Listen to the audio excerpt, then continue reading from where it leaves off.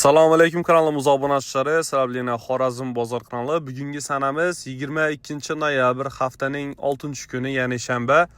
Yangi partiya zotlar mollari kutgan og'alarimiz uchun Urganch Shavot yo'li G'alaba bog'xonaning yonida Anvarbek aka firmasina yangi partiya zotlar mollar geldi. Xudo xolasa bir emas 2 mashin mol geldi.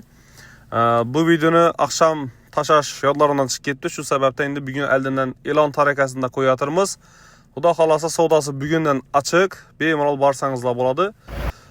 To'liq videosini xudo xolasa bir kechki soat 3-4 dara chiqaramiz. Kanalimizga ekranda Anvarbek akamiz telefon nomerlari, adres, lokatsiyasini kommentariyada qo'yib o'tganmiz. Shu lokatsiya bo'yicha olib borib, o'zlaringiz yaqqan mollari ko'rib savdolashib olsangizlar bo'ladi.